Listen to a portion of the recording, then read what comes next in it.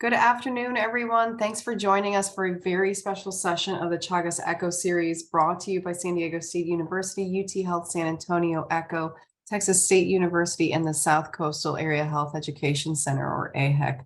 We are so excited to see so many people joining us today, and those numbers creeping up as we go past the hour. Today's session is done in honor of World Chagas Day this Friday and highlights the voices of Chagas disease as patients and physicians discuss barriers to care in the U.S. My name's Andrea Roche. I have just a couple of housekeeping announcements before I pass things on to our host, Dr. Sigler Granados. So a few quick things before we get started. As you just saw, this session is being recorded and will be made available along with other Chagas disease resources on our website after the session. Keep an eye on the chat. We'll throw a link to that website over in the chat in just a minute. These sessions are also enabled for live closed captioning if that helps you to attend. If you want to view closed captioning, just navigate to the bottom of your Zoom window, select the show caption option, and you might just note you might need to click on the three dots or the more menu to find those controls. If you're having any trouble accessing captions, just chat with Carly with Echo IT.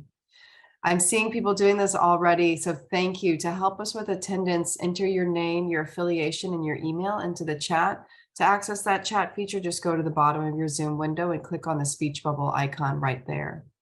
As I mentioned, there are a few more people coming in. We are recording this session and we'll make it available on our website after the session ends. Throughout today's session, we have a lot of people, a lot of conversation. We do encourage everyone to participate and join in. But do note that we do want to make space for everyone's voices. So please do stay muted unless you're speaking. If you've joined by computer, the mute button is in the lower left of your Zoom window. If you're on the phone only, you press *6 to unmute. You can also use the reactions menu to raise your hand if there are a lot of people speaking at once. Or as always, you can use the Zoom chat to share your experiences and your questions in today's session. Just to note, whether you're speaking in the chat or speaking up in the session, no protected health information is allowed in either space during the session. Towards the end of this series, Carly with Echo IT is going to chat out a link to a quick evaluation survey. Please do this one to give us some feedback on where to go with these sessions, but also to access 1.5 hours of CME, and if you're a community health worker, CEUs.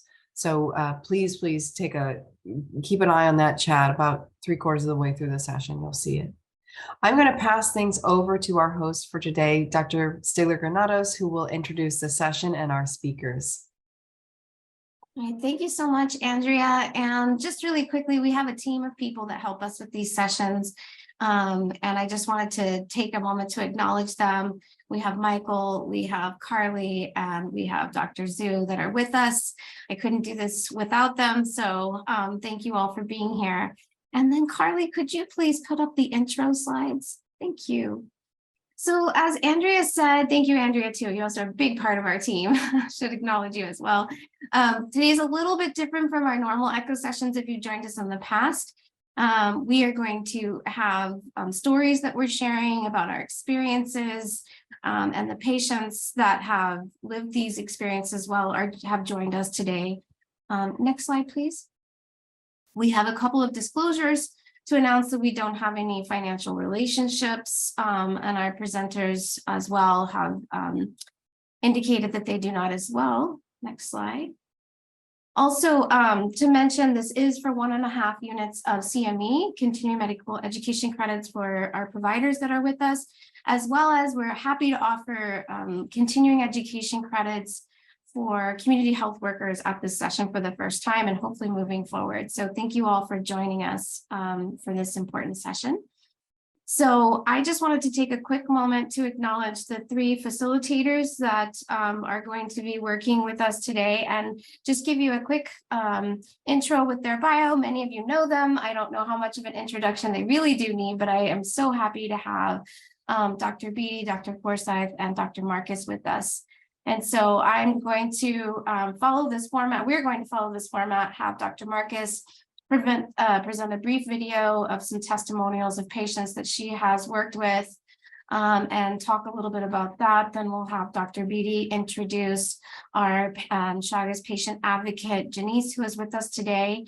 and then have her talk about her story and have sort of a Q&A between them of what happened with their treatment process. And then Dr. Forsyth is going to also introduce Maida, who is with us, also telling her story, and similarly have a conversation about their stories. And then we'll have an open dialogue with all of the presenters about Chagas disease, some of the challenges that are faced, and then any Q&A that comes up. We're also happy to answer in the chat during the session. And then at the end, we can open it up to everyone as well. Next slide. And also just really quickly, I am Paula Stigler-Granados. I am at San Diego State University and at Texas State University, and been working on Chagas disease for quite a while. So that's enough about me. Dr. Marcus is a cardiologist. She's a board certified cardiologist at MedStar Heart and Vascular Institute. She also holds several other roles. She has been working with the Latin American Society of Chagas disease, La Socha, is also as we call it, and is an internationally recognized expert in Chagas disease. And we're so happy to have her with us. She treats Chagas patients regularly and has quite a bit of experience on the topic. Next slide. Dr. Beatty, who's with us. Norm is an assistant professor of medicine at the University of Florida College of Medicine, Department of Medicine, Division of Infectious Diseases and Global Medicine. He's been studying kissing bugs or triatamines for quite a while now, and looking at how they transmit the disease to humans. I know he's working on some autochthonous local transmission cases. I know he's out in the community testing people all the time, very, very active in the Chagas world surveillance. We're extremely excited to have him here. A lot of knowledge about the insects, the vectors, the disease, both coming in to treat the disease, people that have it, as well as I don't know if we want to call it like bug chasing the disease around the country to try to bring more awareness about this important topic. So he is in Florida right now, but doing lots of work on this topic. So thank you for being here. And next slide, please. We have Dr. Colin Forsyth, who is an epidemiologist, a public health expert, a medical anthropologist. He has lived the experience living in Bolivia in the 1990s. He became acquainted with Chagas disease. I hope you don't mind if I share, you've dealt with family members that have had Chagas disease, conducted research on the topic. He is working with DNDi on this very important topic, has a lot of experience with addressing barriers to accessing care for people living with Chagas disease, worked a lot with Dr. Shiba Mamandi at UCLA, testing and screening populations in California and other places. I believe that you're based in Florida now. Is that still correct, Colin? But I know you do a lot of international work with everything that you do as well. So thank you for also being here. So with that, yeah, thank you. Yeah. So with that, Rachel, I'm going to turn it over to you, and Carly, you can go ahead and take the slides down. I don't think we need them for now. We'll pull them back up at the end. We have some announcements and stuff to make. And Rachel, would you like to go ahead and introduce the video when you're ready? Carly, I think you have it queued up to play. Sure. Yeah. She's going to work on it now while you introduce. So thank you so much for including me in this wonderful meeting and discussion. And really, I think the most important voices to hear from today are the people who've been afflicted by Chagas disease. I'm sorry if you can't hear me well. Unfortunately, I'm suffering from COVID right now, so I'll try to project if I can. The video that you're about to see is a piece of a video that we at La Socha worked on with Chris Coyle at Einstein as part of her CDC educational grant. It's part of what's a PSA, and for the purposes of today, we took out the parts that were the patient testimonials. Each of these individuals are people that I work with in DC, and they very graciously agreed to be part of this educational video. So you'll hear what they have to say in their own words, and then I'll talk a little bit about what happened with their care, just to flesh out some of the issues that they faced. But if you want to go ahead and roll the video, that'd be great. Soy mamá de 2 hermosos niños. Me enteré que tenía el mal de Chagas cuando mi niño menor nació prematuro. Él está actualmente bien, recibió el tratamiento. Mi persona también recibió el tratamiento para evitar que aumente el riesgo de la enfermedad y estar yo más tranquila si decido tener más niños. Me llamo Carlos Humberto Tobar Besa y tengo 48 años de edad. Y he sufrido mucho acerca del corazón. Y luego fui al médico y me detectaron que el corazón necesitaba un trasplante de corazón. Pero mientras eso, esperé un órgano mucho tiempo y luego, mientras yo esperaba el órgano, estuve con un aparato para sobrevivir. Y luego cuando salió el donante, entonces me lo pusieron, pero tomo muchas medicaciones para poder sobrevivir, para que no rechace mi cuerpo al órgano. Hola, soy Amparo, tengo 33 años y me enteré que tenía Chagas cuando fui a donar sangre. Hice tratamiento con medicamentos para asegurar que el corazón esté bien, pero todavía tengo que ir 1 a 2 años a tomar exámenes del corazón para así asegurarme que estoy bien. Chagas es una enfermedad seria, te puede afectar el corazón y otros problemas también. Entonces es muy importante que veas un médico para que te dé la medicina apropiada y para que te hagas chequeo del corazón. Así no hay problemas en tu futuro y puedes evitar problemas para los hijos también. You can see or hear three very different stories. The first story, I won't mention the name of the patient. As you could tell, she didn't really want to be exposed. That's why she asked to have her face pixelated. And in fact, she did that because she was very worried about the stigma of Chagas disease for her son, who was born prematurely and was ill when he was a child. And she didn't want anybody to know that he had Chagas disease and to hold that against him.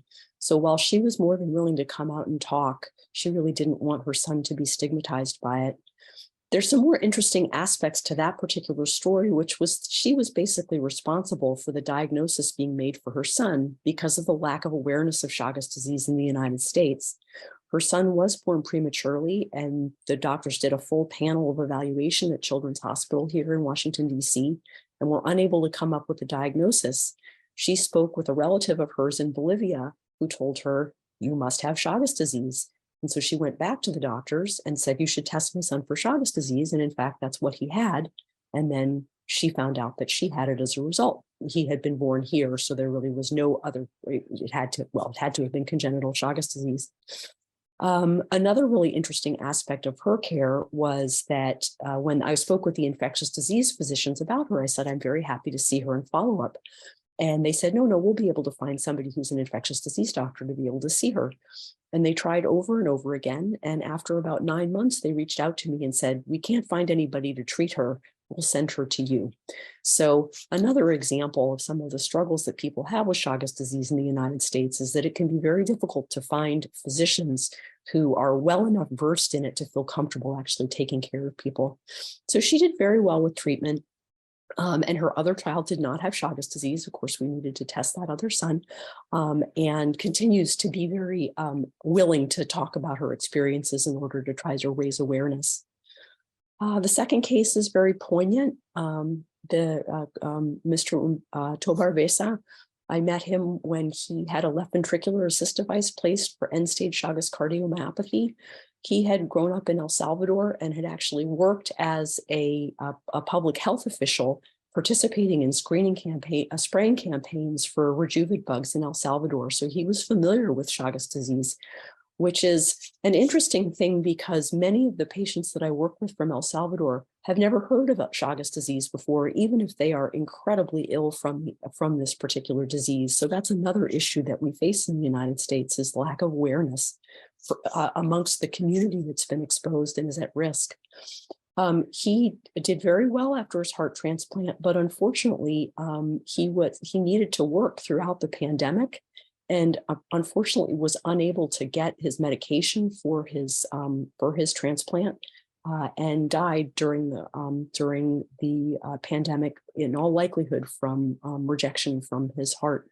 So it's a very sad story, and certainly a testament to how incredibly important Chagas disease can be, how critically ill patients can be, and how they need ongoing medical care, and how difficult it can be for people who have to work, who are, have very little financial resources to be able to get the medical care that they need. The final patient that you heard from is a lovely young woman who probably got Chagas disease from a blood transfusion in Bolivia. And she really was a success story. We were able to catch her before she developed anything wrong with her heart and treated her. But unfortunately, she's an example of someone for whom the medication was very difficult. She had a profound skin reaction to the treatment. And because of concerns about the side effects from the other therapy, nifurtimox, so this was with benznidazole, she opted not to actually get a second course of therapy. So she remains essentially untreated and does need to go ahead with ongoing surveillance. But she also has been very, very generous with her time to help us promote Chagas disease awareness. So those are the people that spoke on their own behalves and to try to raise awareness of Chagas disease in the week of World Chagas Day. Thanks for letting me have the time to share the presentation. Thank you so much, Dr. Marcus, and thank you for sharing their stories and for making this great video. If you have a link to the full video, if you happen to have it just offhand, if you could put that in the chat, that would be great. It would be fantastic if other people would like to see the full video as well. It's a great video. Thank you. Thank you. All right, Dr. Beatty, Norm, I'm going to turn it over to you. Thanks, Paula, and thanks, Rachel, for starting us off here. And there is a common theme with our patients who are living with Chagas disease, and that's why we're here. So excited to be a part of this and seeing some familiar faces, and also having the opportunity to introduce one of my patients who is near and dear to my heart, Janice. And I'm going to quickly go over her case, and then we're going to have a discussion about her situation with Chagas disease. So this all started off, like many of our patients, as a blood donation. Janice was living in the pandemic and wanted to donate blood actually for testing of COVID-19 antibodies. And at the time we were using those antibodies to help people with COVID-19.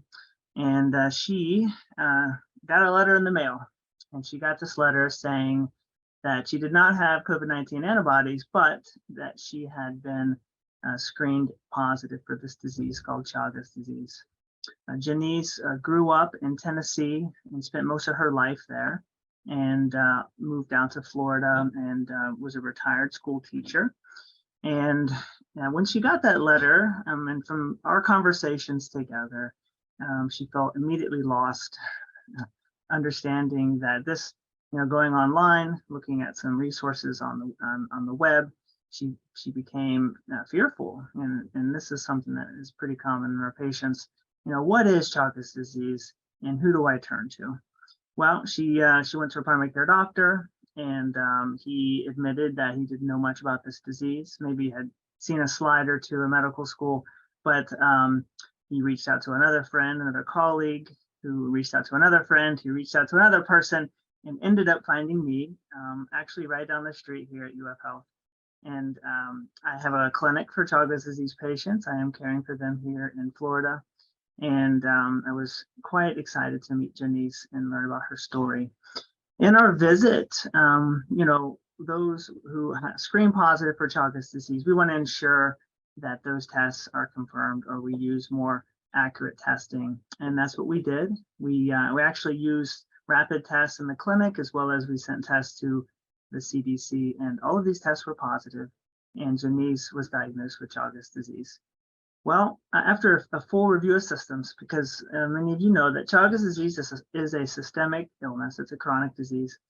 And we discovered that she had been dealing with chronic cough and some difficulty swallowing of most recent years, and had seen multiple providers for this process. And Nothing was working for her, was still having trouble swallowing, and had gotten to the point where her cough had led to a retinal detachment, and had ophthalmological surgery to repair it. And when I started hearing this, I knew that we may be dealing with some element of gastrointestinal involvement. So we went and we had her seen by our gastroenterologist and our esophageal dysmotility specialist. And lo and behold, after some testing, we found esophageal dysmotility disorder, which would have been consistent with early evidence of Chagas.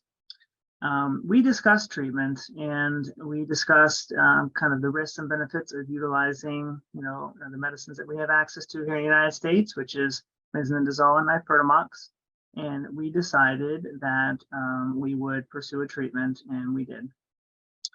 Janice did well with the therapy, and we monitored her for the 6 weeks, and then we were able to successfully complete that therapy.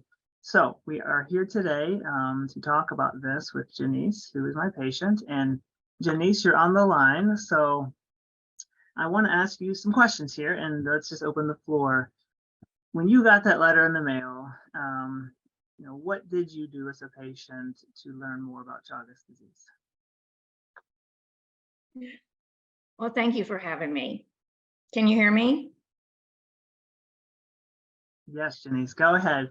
You got this letter in the mail, and it was just such a surprise, wasn't it? Exactly. I got a letter. My husband and I both had donated blood, and I got a letter and he didn't. So I almost threw it away.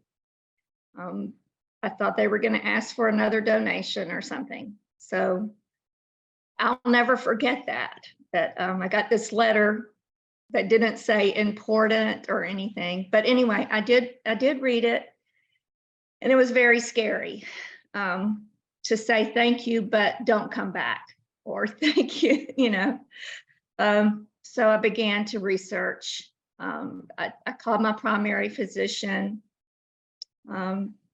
He called me back and was really, admitted that he really couldn't help me, but that would try to help me find some help. But everything that I found online, it was mostly a repeat of the same thing. And there were very limited resources, and I couldn't find any resources that were near me. And I didn't know anyone to talk to about this. This was something that I had never heard of, and no one that I knew had ever heard of it. So I guess the most frustrating barrier was just to find out, what in the world is this that's going on in my body? When did this happen? How long is it going to be here? And am I going to die? So yes, I remember our first clinic visit. It was quite the visit, and we discovered through good history taking that you likely were infected with acute Chagas disease many years ago. So do you want to talk about that experience? Okay. And it was an experience that I had completely forgotten about because it was so long ago. But not necessarily a bad experience, because it started off, really nice. Nice family vacation all over the Western United States and into Mexico, and then back home again along the southern coast of the US. And then I began to get really sick. And by the time we got back to Nashville, which is where I'm from, I had a very, very high fever and a very ugly, gooky, infected eye. And I was admitted to the Children's Hospital there. It was a brand new hospital. Everybody was so proud of it, but no one there knew what was wrong with me. I was isolated for between 2 and 3 weeks. Ice baths, all kinds of tests every day. Finally, my fever went away, and I was dismissed with a question mark on my medical record, I suppose. then when I found out what I had, another frustration was I couldn't get my medical records because they destroy them now after 10 years. So I had no way of reading the comments or the medical notes or the questions or anything. Dr. Beatty didn't have access to that. No one has access to that. It's just a big mystery, which I think is really sad, because just because something you have doesn't show up for decades doesn't mean that you could learn from the past. So yeah, just in summary, you guys had went on this camping trip. Sounds like an amazing trip, and I've been able to see some of those actual images from the camping trip, and this was in regions of primarily northern Mexico, and you remember being bitten by insects. You were sleeping in a tent, and you also recall having that swelling of your face, which Yeah. after reading some of the letters that were sent to you while you were admitted to the hospital, talking about your swelling of the face, I thought that was fascinating. And like you said, the disease kind of self-resolved. Your doctors had no idea what was going on, but you got better. And you went home and lived your life. And many decades later now, we're starting to see the manifestations of this. And we talked about, what Chagas disease does to our bodies, and the two areas of the body were most, that are most important to this disease is obviously our heart. And, Dr. Marcus has a ton of experience with those living with Chagas heart disease, and we investigated that for you. And we did not find any involvement, and we're going to continue to monitor. But gastrointestinal illness is another part of this disease. And when did you start noticing that acid reflux developing? It was some time ago. I want to say it was about 10 years before the diagnosis. Is that about right? Right. I think it was about 10 years ago. It's hard to believe it was that long ago, but it was, yes. And, the only thing everybody's like, oh, you have acid reflux. It was a very common thing then. But after being treated for probably 2 years and not getting any better, just taking higher dosage, and that didn't help. I finally did find a little relief from another specialist at UF Shands that diagnosed me as reflux, but not acid reflux, from a nerve. And I was put on gabapentin, and it calmed the nerve somewhat, but it was a little too late, because by that time I had developed a retina detachment, and I've had 6 surgeries on my retina, and it keeps rejecting reattachment. So I virtually have no vision in my left eye. So that was from the coughing that develops, and that's what's kind of right. challenging about esophageal Chagas is it, the common theme, and like we saw in your case, is that it was slowly progressing and was not responding to many therapies, and this swallowing dysfunction that started to develop. And the ENT doctors that you saw never mentioned anything of Chagas disease to you, or even wanted to send you to a gastroenterologist. Is that right? No, right. Never. So we're here, we're in clinic, and I'm so glad that I've had the chance to take care of you, Janice. And we talked about treatment, and we talked about those the side effects of therapy. And at your age, and with showing signs of likely Chagas involvement, we did have a really detailed conversation of risks and benefits, and we made the decision that a treatment was something that we could consider, and it was reasonable. And so we prescribed benznidazole, and we were able to get that medicine for you for free through the manufacturer. And how did that go when you first started therapy? The first dose was scary, because I really did not know what to expect. And I think my age was the scariest part of it. because I didn't have anything I could compare to. I didn't know anyone my age that had, well, I didn't know anyone my age with Chagas, first of all, but the age thing kind of scared me. And I really wanted to rush this up in a way because I knew I wasn't getting any younger and I want to live a long, long time. But taking the medication as directed, I really tolerated it very well. I think I got sick about 2 or 3 times. I was fatigued somewhat. But in my life at the time, I had some very positive things going on. So that really helped. I think sometimes your mental health helps with other things that you're going through. So I really think I tolerated it very well. And I couldn't wait to find out what the end result was going to be. Well, I didn't, well, in our visit, I definitely brought all the scary words in there and talk a lot about kind of those, concerning features of using a medicine like this, including your skin falling off and things like that. But I'm glad you were brave enough to take on this treatment. And I think it was reasonable, as well as I'm glad that you were able to tolerate it. And so the most latest news is, we've been following your serologies and they have actually reverted to negative now. Is that correct? That's correct. Which Yes. is which is really exciting to know. And, but we've had a conversation about this, which we don't really know what that means yet, do we, Janice? And, No.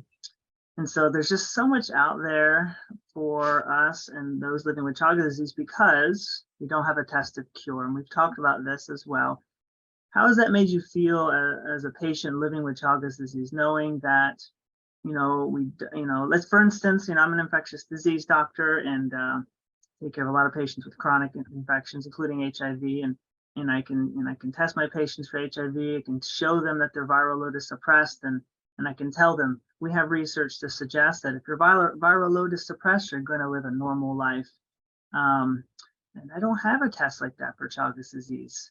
And we talk a lot about this. And so how does that make you feel as a person? And I'm so glad you're here today. Honestly, I'm so proud of you in taking this on. It's really special to hear you talk about this. But how does that make you feel knowing that, Janice? Well, I haven't thought about it a lot. Oh, no. I mean, because like you said, we don't know. We don't have any research. We don't have anything to show for that. So the only thing I can fall back on is hereditary factors. And, and of course, my parents were not infected with Chagas. So I can't, but all my grandparents lived a really nice, long life. Both my parents lived a really, really nice, long life. I just look at that, I can't dwell on this all the time. I can dwell on advocating, and I love to do that.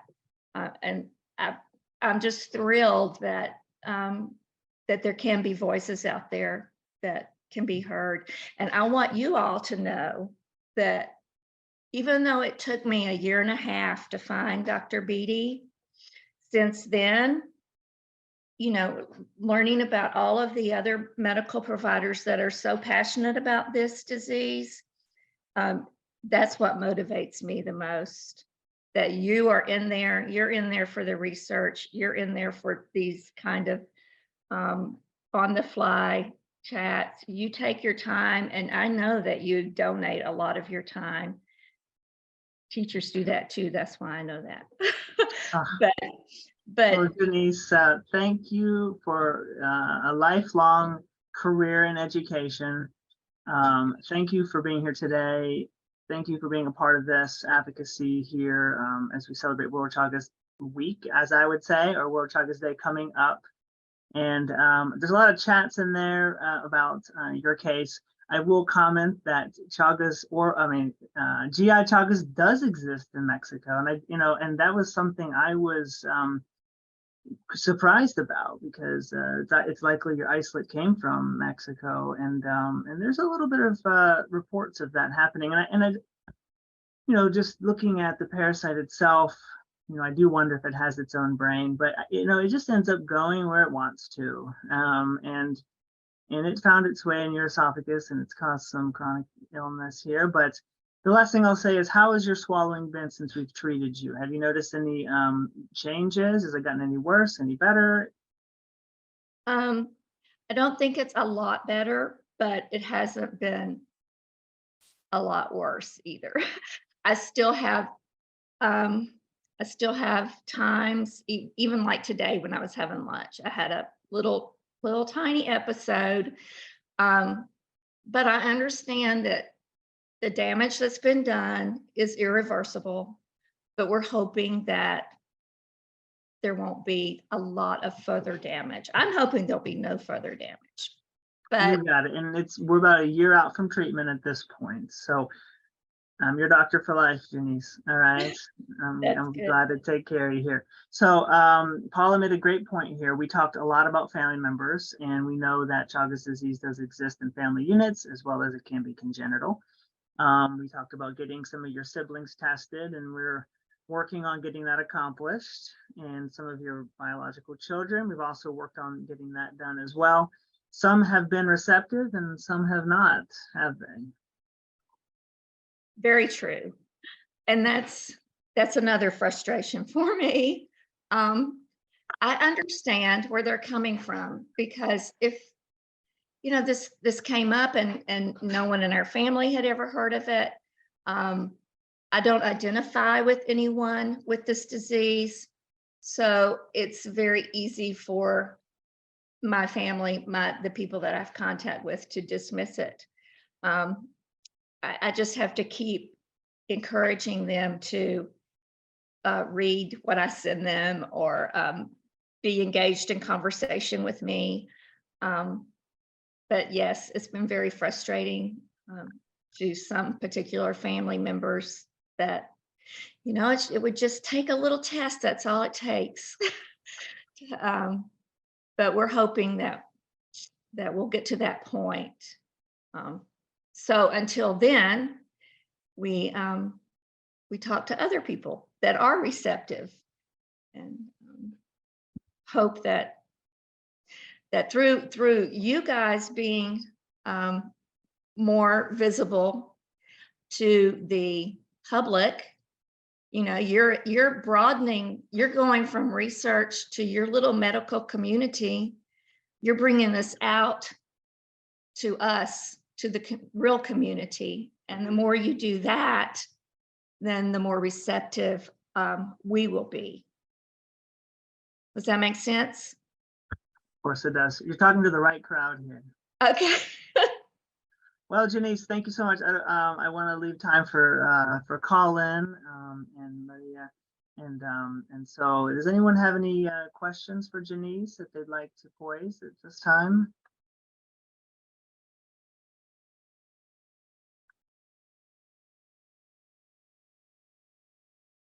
Oh, there's Daisy Hernandez. Oh my gosh, Daisy, thanks for being here. What a week for Chagas. Thank you so much. Janice, thank you so much for sharing your story. And I might have missed it because my internet was going in and out.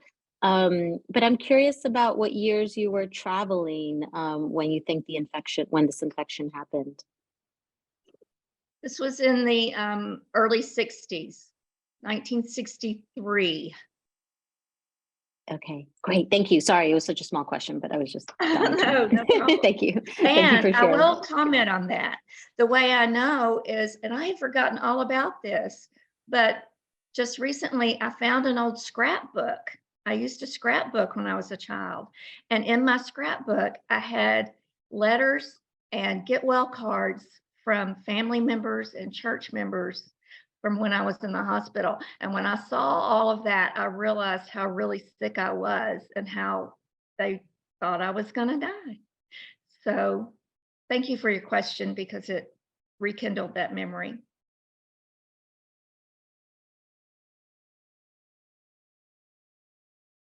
Well, I guess what we'll do now is we'll segue to Colin Forsyth. Thanks, Colin. Thanks a lot, Norm, and thanks for sharing your experiences. Norm, Rachel, and Janice, thank you for sharing your story. Now we're really lucky to be joined by somebody who's been an advocate for what it's like to live with Chagas disease for many years, longer than I myself and probably a lot of us here have been working on Chagas disease.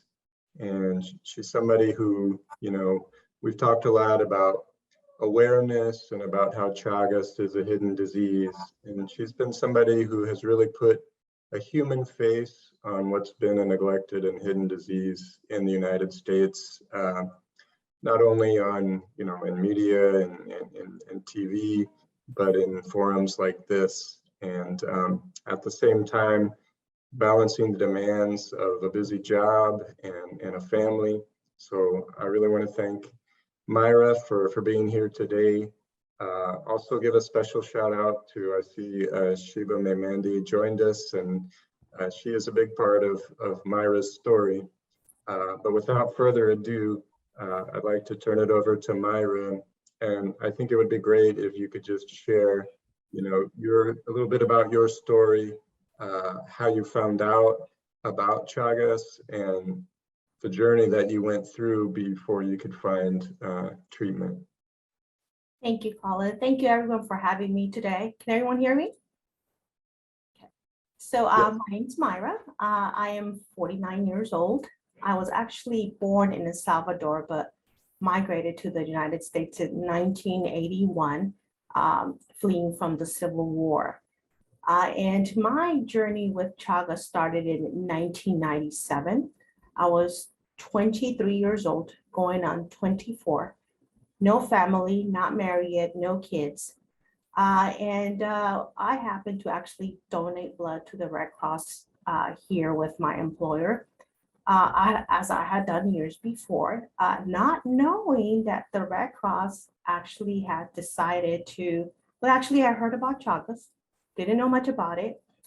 They decided to actually grab a few from different states to see who would come out positive for Chagas. I happened to be one of those that they grabbed from California. And about 3 weeks after donating, I want to say, I got a letter, just like Janice. And the letter was actually very vague. It just stated that my blood had been screened. It could not be used. I needed to call out 1-800 number. So obviously at that point, I being, almost 24, every disease that you could think of crossed my mind. I'm like, well, what can possibly be so bad with my blood? So I actually called the next day, and unfortunately, no one picked up. I left a voicemail, and it took them 3 days to call me back, which is probably the longest 3 days that I had. And when she did call me back, I actually happened to be at work. Her first words were, "Are you alone? If you are not alone, can you go in a room where you are alone?" So then I thought, oh, I'm dying. I mean, that's it for me. I'm dying. So I did. I went into a room, and she proceeded to tell me I had Chagas and asked if I had been out of the country in the past 10 years. I asked, I think, about question after question, about 10 questions. She couldn't answer any of them. She simply said, I don't have answers for you. We'll send you a booklet with the information of what the illness is and other information. And about a week later, I think I got the little booklet, but same thing, very vague. And I did what I thought I could do, which was to go online. But in 1997, internet was not what it is today. So I really couldn't find much of anything. I called my doctor. Literally, I'm like, do you have anything tomorrow? Because I need to see you. And I did. I went in the next day. And when I explained to her that I was just diagnosed with Chagas, she said, I haven't heard of that since medicine school. And she didn't know what to do with me. So she referred me to a CDC specialist. I went to the CDC specialist. he needed to confirm that I was positive. So he sent me back to my doctor to get lab work. And even the lab technician didn't know what lab work to do to see if I was positive or negative. It took him about an hour to figure out what lab work can he possibly do. And after about an hour, he did it. And of course, the test again came back positive. I think I went to see the CD specialist 3 or 4 times. And the one thing that he always asked, and which makes sense now after hearing Janet's story, is, are you having issues swallowing? But I'm like, no, I've never had any issues swallowing. That's the one thing that he concentrated on. And that's the one thing I didn't have any issues with.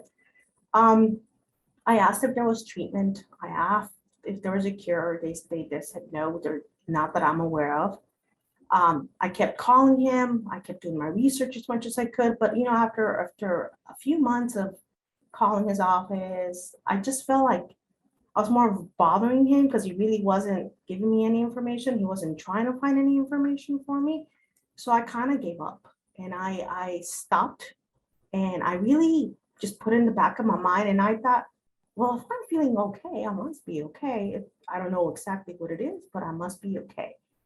11 years after I was told I had Chagas, my sister called me frantically one night saying to turn on the TV. There was a news report on Chagas in a Chagas clinic, which happens to be in the San Fernando Valley, which I live, 10 minutes away from.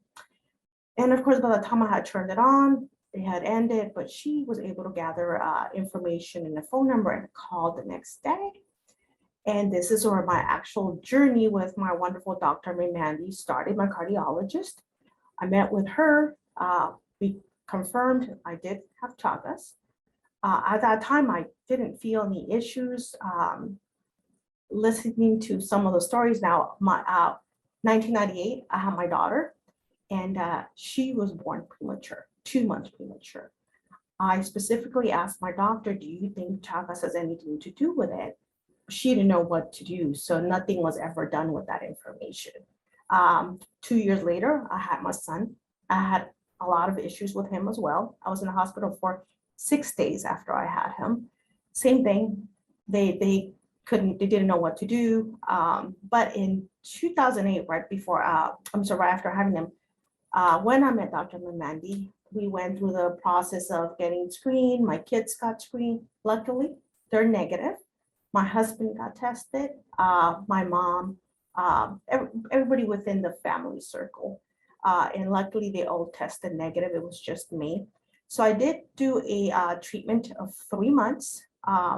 Side effects were I lost about 25 to 30 pounds, but what woman doesn't want to lose weight? So I was okay with that. I also had a loss of memory,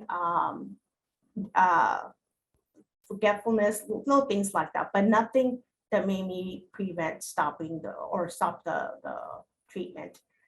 And then, I will go yearly to do my MRIs, lab work, echo, EKG, whatnot.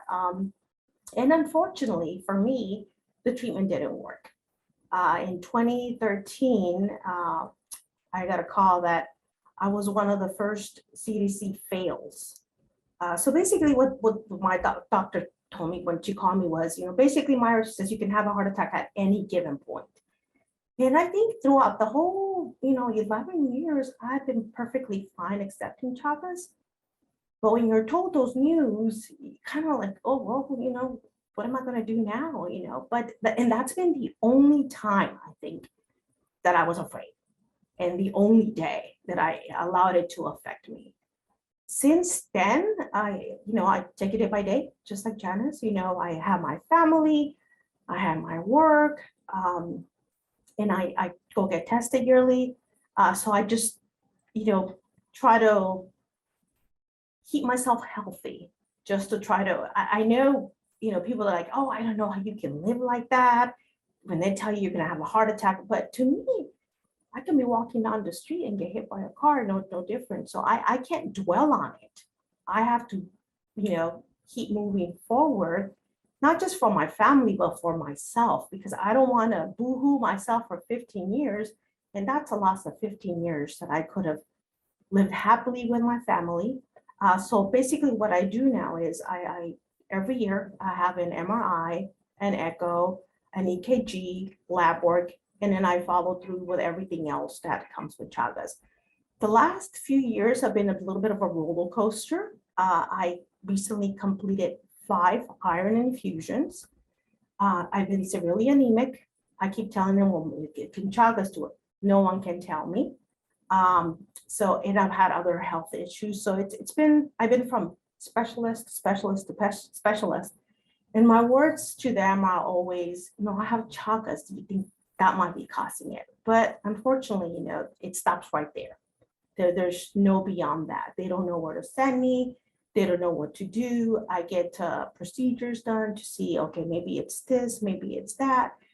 But at the end of it all, I don't really have the answers that I think I want to hear. And I always put I have Chagas because I hope one day I get, oh, you know what, we might have something for you, or something new that I haven't heard. I go on the internet constantly, hopes that there's something new out there that I can, I don't know, take, read, that can help me, my family, and other patients. Because if it's the one thing that I'm determined to do is to advocate for those that can't speak or won't speak for, either reasons. But it's been a long journey, but I'm still here, and I'm blessed and thankful for everyone that has helped me during this journey. Mara, thank you so much for sharing your story. And I think, you've had a long time to assimilate what it's like living with Chagas disease. And so I wanted to ask you, 2 questions. First of all, what do you think has been the biggest change in your life since you found out you had Chagas disease? And second of all, what would you tell people who are just getting tested now and who are finding out that they have a positive diagnosis for Chagas disease? What is the one most important thing you would tell them? Well, for the first question, I think I appreciate life a lot more, to be honest. I don't take things for granted, and I try not to do little petty things anymore, because to me, I don't have that time anymore. I take every minute, every second very precious. Whatever it is that I'm doing in life. And for those that have just recently diagnosed, I would say, don't be afraid. There's people out there that are working every day to help you. I've seen people cry. I've seen people not wanting to let other family members aware that they were diagnosed with a positive Chagas test. And I'm like, why not? The more that you make awareness, the more all of us as patients have hopefully more of a possibility of a better treatment, because as you know, the treatments are pretty yucky. And who knows, maybe eventually, a cure. Like I said, luckily my kids were negative, but if my kids had been positive, I will want a treatment that's not so bad for their body, or a cure. And that's what I will tell them, it's just, we can try to manage it together. It might be different symptoms for different people, but at the end of it all, we all have Chagas. And I think if we help each other, we can try to hopefully live a better life, not so depressed with the situation. Because I agree with Janice as well, the mental situation, it definitely plays a huge role on how you accept it. So I agree with her on that sense. Well, speaking about that, I think that's a very important point. What is one thing you would tell, healthcare providers, doctors, nurses? What is maybe the most important thing that they can do to sort of help patients to cope with that mental aspect of knowing you have Chagas disease? That's a great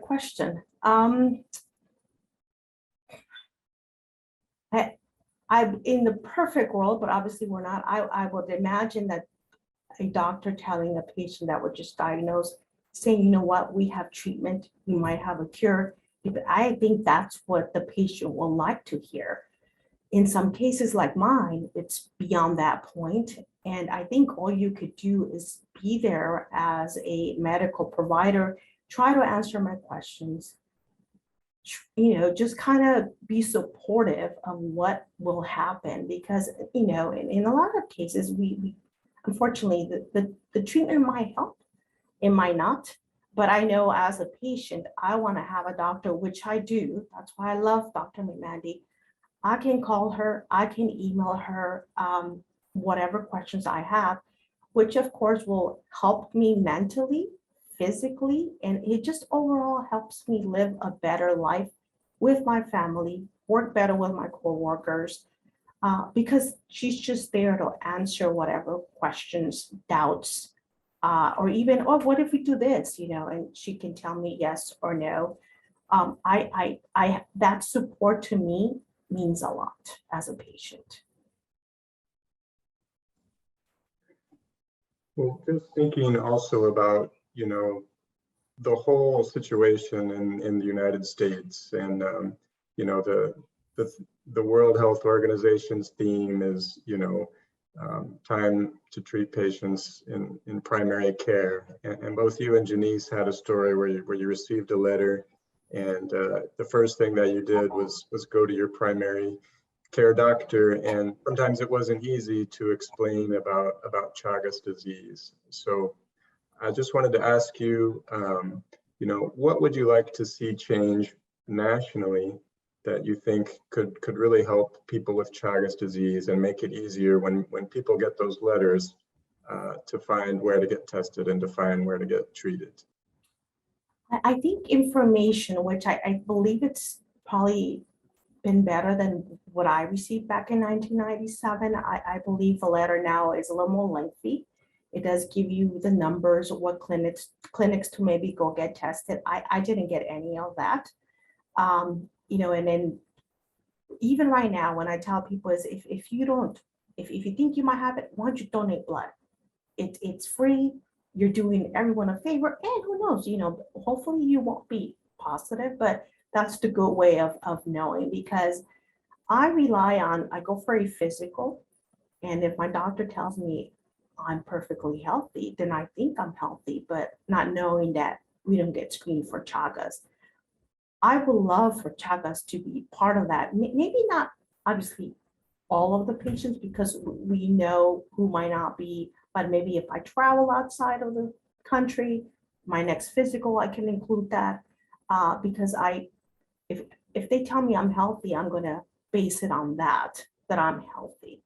So I think it's just that incorporating more of Chagas into our medical process. I think that's the one challenge I've had everywhere I've went.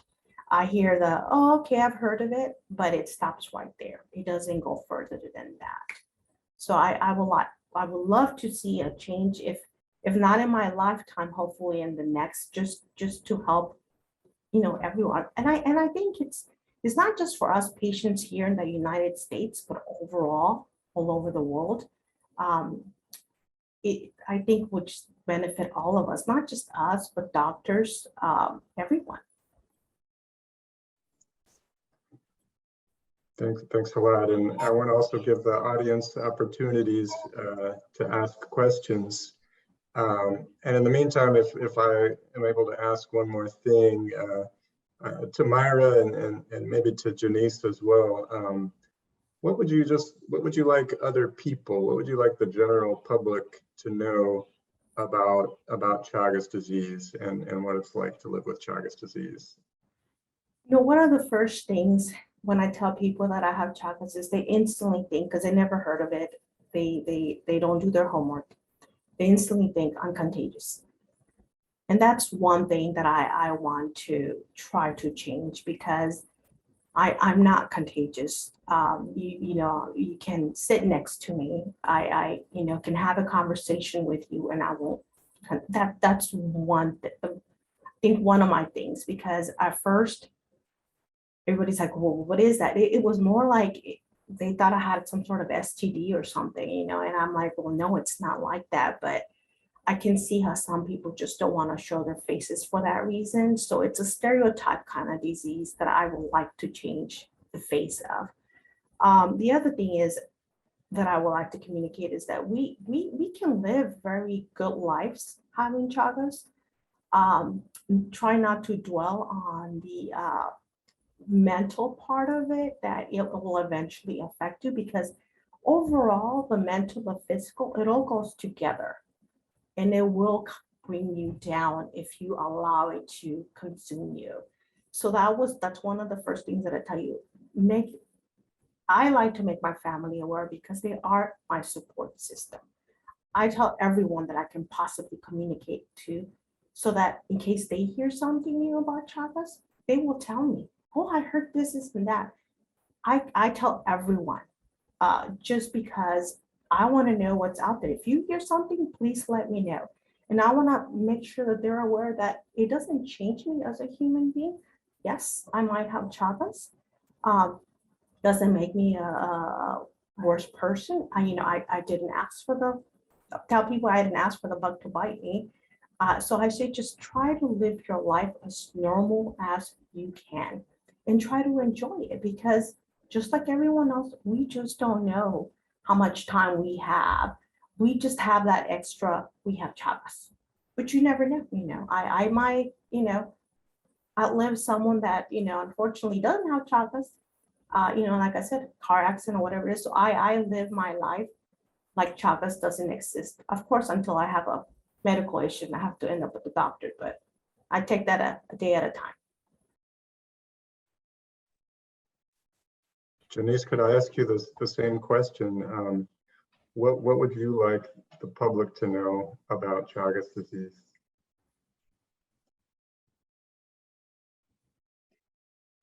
Hey, Colin.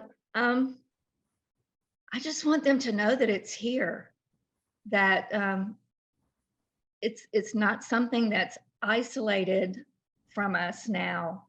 You don't have to travel outside the United States to be infected, even though that's most likely what happened to me.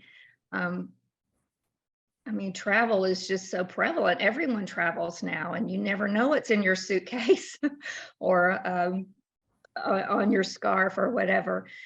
I just want them to accept that it's here, and what harm can it do to add that question when you're filling out your medical history, when you go to the doctor every year? They ask you everything over and over and over. Why not add that question? Have you traveled outside the United States? That could be one thing. They ask it now, I believe, when you donate blood. But I just want people and our primaries to know that it's here.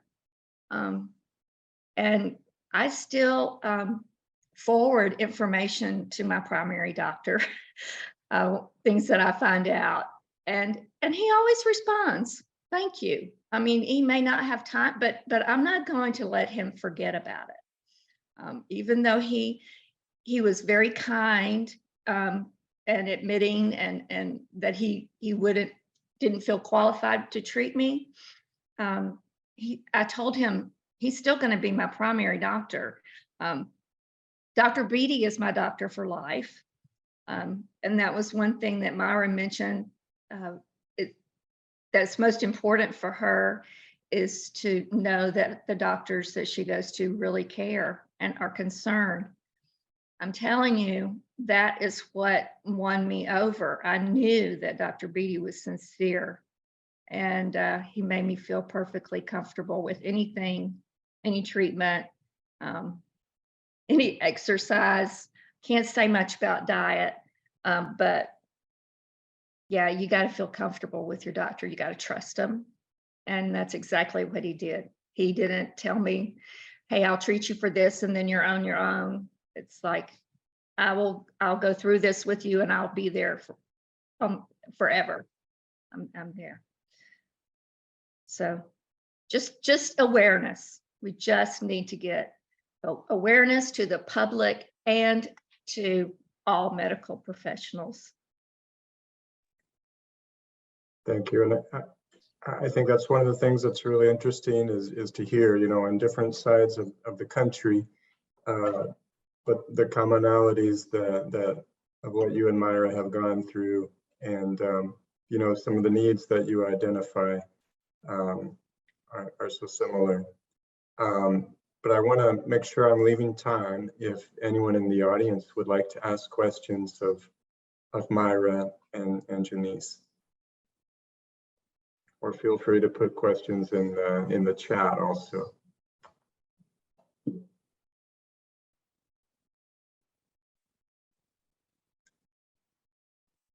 And I'm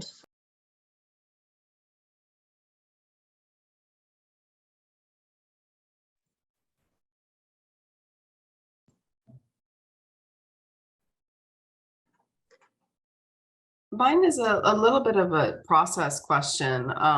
If somebody could clarify, Janice, it sounded like almost very, very lucky that you opened that letter after your screening, that you saw it, that you didn't toss it in the trash. And I was just curious, what if that had just gotten tossed in the trash?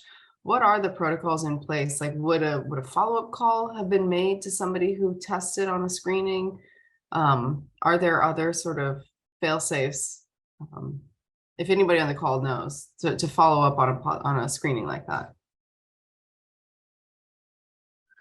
That is an amazing question, and depends on where you live and who the blood servicer is. So we have a little bit of a project we're developing here in North Florida with one of our blood servicers, and you know, a new Chagas champion who wants to reach out personally to everyone who screens positive. But from what I've learned, it really depends on again, what are the protocols at that blood servicer company itself, or the state. You know, some in some states, Chagas disease is a reportable disease that goes to the state health department. Unfortunately, in the state of Florida, that is not the case. So right now, you know, it really depends on whether or not the blood servicer has a protocol to reach out personally. The letter is a part, from what I understand, a part of recommendations from the American Academy of Blood Banks. But I know Jeff Whitman's on the call. He may know a little bit more about this. But you know, there is a great disparity with our blood servicing screening. I think it's great that we do it. I mean, it's led to so many people being diagnosed with Chagas and linkage to care. But if I look at things like, again, going back to HIV, you know, if there's an HIV test positive in the United States of America, I mean, people are going to be hunted down by a public health worker or different resources that are available. We do not see that with Chagas, and it would not be uncommon for someone to have a very similar story where they got a letter, they don't understand what they're reading, and they just throw it in the trash. And you know, I think there needs to be a better system in place, because I mean, 250,000 or 300,000 people living with Chagas in the United States. You know, if those are the numbers, that's a big deal. It's a big deal. That's my comment, but please feel free to add to that if you have any more information. I have a comment, if you don't mind. First of all, it was a great webinar. A great, you know, thank you, Janice and Myra. Great testimonials. My comments and question is this. We always talk about Chagas disease, and we know not too many physicians know about it, and it's going to keep on going like that. And CDC is now also helping, because some of you are saying that some states report it and some don't. Why can't it become a national reportable state in every state of the United States? Can we help? Can we go to CDC and ask them to do that? And because why is it that it's not reportable in Florida when it can be reportable, say, in California? I mean, this doesn't make any sense. So I think maybe we need to start with fixing that problem.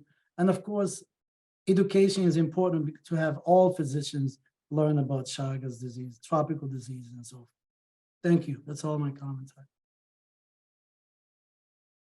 That is a great comment, and I fully agree with it that this should be at the national level because of the populations at risk. Oh, Sue Montgomery's got her hand raised. Go ahead, Sue. Yeah, I'd like to explain that in order for a disease to become nationally notifiable, in order for CDC to collect reports, it actually has to be reportable in each state first.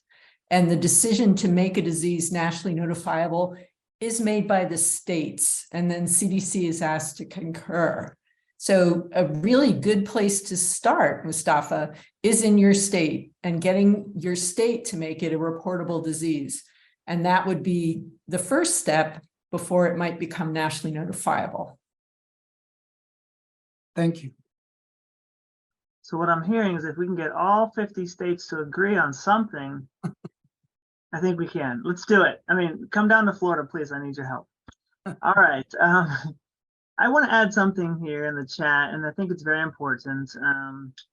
There's new legislation in place. I'm not sure if anyone heard about this. We'll just add to Mustafa's comment, and it's the Stop Neglected Diseases of Poverty Act, and it's been introduced to the Senate. So just my plug today on that would be if you wouldn't mind taking some sort of action or bringing awareness to this, because this would give national recognition to a disease like Chagas disease, but other neglected diseases of poverty. So I put that out there. Thanks, Norm. And also I wanted to bring up what Sue said. I will say, you know, I've been working with Dr. Montgomery for the past 8 years on a cooperative agreement that actually supports this forum. And so the CDC is definitely doing their part to support advocacy and awareness about Chagas disease. They are definitely, Sue is a fantastic partner on this topic. And we couldn't do this without her and her support. But there's, a lot of complications with this disease, raising awareness. When I started off on this journey, working with the CDC to raise awareness with healthcare providers 8 years ago, I never knew how challenging it would be. And, having this at the medical school level, having every primary care physician know what populations they serve and who to screen, and living in Texas the last decade and seeing a lot of potential local transmission and all the work that Texas was doing, because it is a reportable condition, but all the steps that they had to go through to make that happen. I will say that it is improving in the United States. There is more awareness. We now have access to the drugs. I don't know if you remember before, we used to have to go through the CDC to get special permission to prescribe the drugs. So we've had it brought to market in the United States. Testing is getting better. We've had the better test kits. There's still so much work to be done though, but I'm excited to see that I've seen over the last decade a transition in the level of awareness with all the support of the champions like Norm, Colin, Sheba, Rachel, everyone on this call too that's here. Things are moving. It just moves really slowly. And for Maida hearing your story and Janice, I wish things did move faster. I wish there was more information. I can't even imagine trying to do research on this in the 90s. Maida, that's dial-up level right there, it's really difficult, and the scary stuff that's out there too. So making sure we tunnel Chagas patients to the right information that's good and connected. And if your provider doesn't know about Chagas disease, we have these networks of providers that are learning and championing and passionate about the topic that are there to help those that don't, and making sure those are in place. So there's a lot of work that's being done, but always more to do. And yes, Mustafa, help me get California to make this a reportable condition. Let's have those calls. California being probably the highest population of people living with this disease in the country. And I think it's really important to have it on their radar. And I know you're doing that work as well. Thank you. I'll try and help. You're always helping. Thank you. We had a couple of questions too, just about, generally about Chagas disease. And for some of you who are joining us that may not, yes, that's right, Shiva, LA County is reportable, but not California as a whole. And now that I'm in San Diego, I've got some partners here. We're actually talking with the county about making San Diego also be reportable as well. So I might loop you in on those conversations. But I was going to say too that, I lost my train of thought. Oh, Chagas disease in general, it is transmittable from the parasite, from the triatomine, the kissing bug transmits the disease. We also find it, congenital in the United States, passed on from mother to fetus is probably what we think might be the number one cause of the disease here in the United States. But we also find triatamines everywhere in the southern part of the United States. And we're learning more and more about the species of triatamines, what kind of parasites, the genotypes of the parasites that they carry. And we're learning more all the time. So investing funds into the research on the surveillance of Chagas disease in the United States and increasing surveillance of the disease itself by screening more patients is probably one of the top priorities right now, because we're not going to make it reportable in all 50 states if we're not really, like, as we say in epidemiology, picking up the rock and looking underneath to see what's there. So we have to look for it in order to be able to find it, to advocate for this. But the disease is here in the United States. You don't, just like we were saying earlier, you don't just get it while traveling, you can get it here. Again, living in San Antonio, Texas, we have them in our backyard. We're testing with the military bases all across the country now, and the southern part of the United States, finding positive infected kissing bugs and people. So there's a lot to be said, and we'll have future echo sessions about different topics around this, just to promote this forum too, because we do like to invite all of our healthcare providers and county health experts and public health professionals and the general public to come to these sessions to learn more about it, because it takes this village to raise all of this awareness and get the information shared with everyone. Any other thoughts or questions, comments?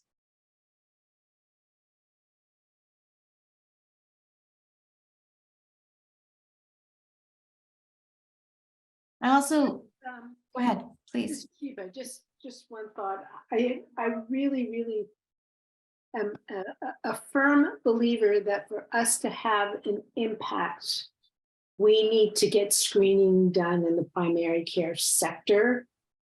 And, there are a lot of large health maintenance organizations, the Kaisers of the world.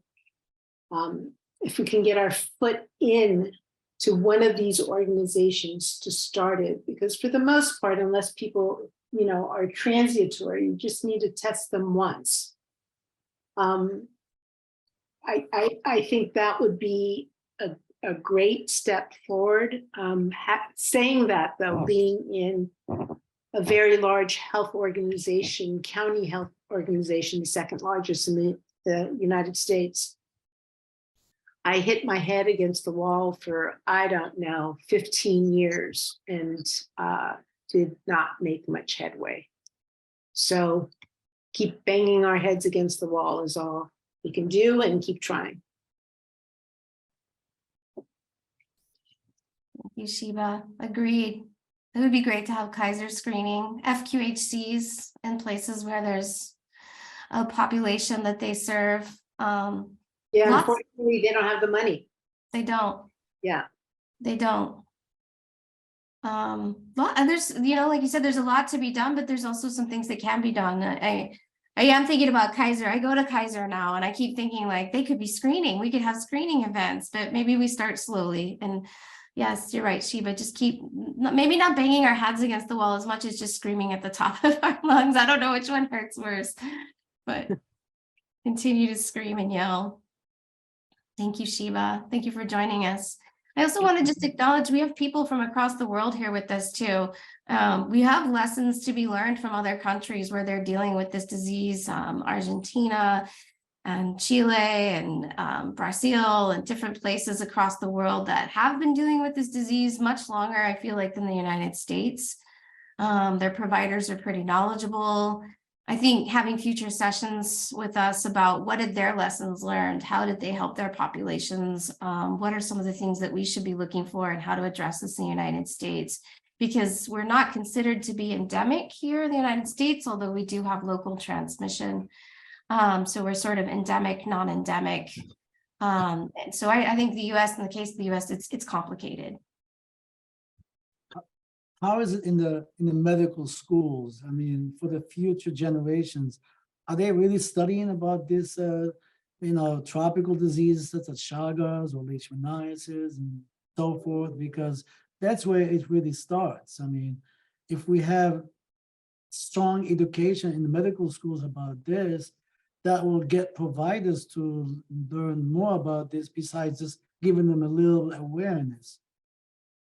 So I don't know, I'm asking the physicians in the audience if they know, so.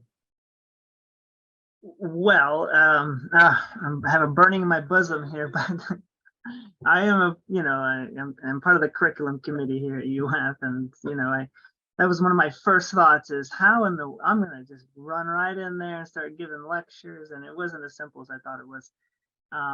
But they, the students here at our university are given a lecture on parasites. It's not given by me, it's given by another provider who's been doing this. But, there's some element of teaching of these conditions. I wish it was more. And now that I'm part of this curriculum, I mean, they have a lot in their curriculum, and going through med school, I remember it being a lot. So they're always saying, hey, you want to add more to what they're already learning, stuff like that. But, going to the residency level, I think may be more impactful, and possibly helping to teach our resident physicians that Chagas disease is a disease of inequity in our country for the Latino population. And when we teach our resident physicians about this, because we talk about diabetes, hypertension, obesity, other chronic illnesses, and how they're impacting vulnerable populations, we're leaving out Chagas disease for our Latino populations who have immigrated to the United States. And I've had a lot of success with that, actually, in giving grand rounds for family medicine or internal medicine, or going to the pediatric, and just giving innumerable amounts of grand rounds here at UF. It's been a lot, but I'm starting to see that these resident physicians are now buying into this. And a lot of the providers who were taught this in medical school 10, 20, 30 years ago, they were taught that this disease is not here in the United States. There's nothing that we can do about it. There's no treatments. Like, why would I even screen somebody? There's nothing to do. And you can't teach an old dog new tricks kind of thought process. But again, getting at the training physicians, I think for me has been a success. And I think it's a little bit easier to accomplish. But some medical schools probably do a better job at this than here. My hope is that I can find my way into it a little more. I know some of my medical and veterinary colleagues. A lot of medical and veterinary entomologists are willing to come and help, and give lectures or talk to students or residents. We want to be part of the solution too, but sometimes we have to be asked to be part of that solution to come and join. I mean, we don't have the credentials as being a physician, but we do know enough about the vector-borne diseases and vectors, so we can, share with the students, and we can give not only examples, we can even bring samples of the vectors and so forth. So that's, I think, would be part of the solution, but hopefully we can get there.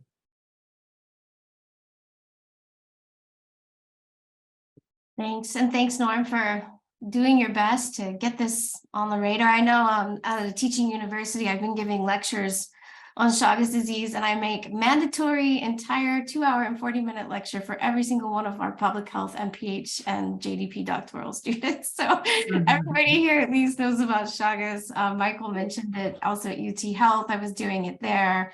But you know, for the medical professionals, this is, thankfully I have a lot of pre-meds in my teaching, but you know, for the medical professionals, I think it's important. And Sheba mentioning mandatory, you know, or having these as these required quality measurements, I think it's important. I have a couple of grants with the DoD right now where we're trying to ask them to screen all incoming servicemen and women to the service across the entire United States. They screen for a lot of other things. So why not screen for Chagas disease, especially if they're deploying them to these places in the southern part of the United States where they're exposing them to Chagas disease. We were actually asking them to screen them coming in and going out. So, you know, these are lots of things that we're working on, but it just takes a lot of time, a lot of head banging, as Sheba said. So, any other thoughts or questions? This has been a really great conversation. And again, you know, Janice and Mayra, you're walking into what, you know, this pretty robust group of people here are very passionate about this topic. And so we're just so excited to have your voices here with us today. I'm wondering if anybody has any other thoughts or comments for our patient advocates today.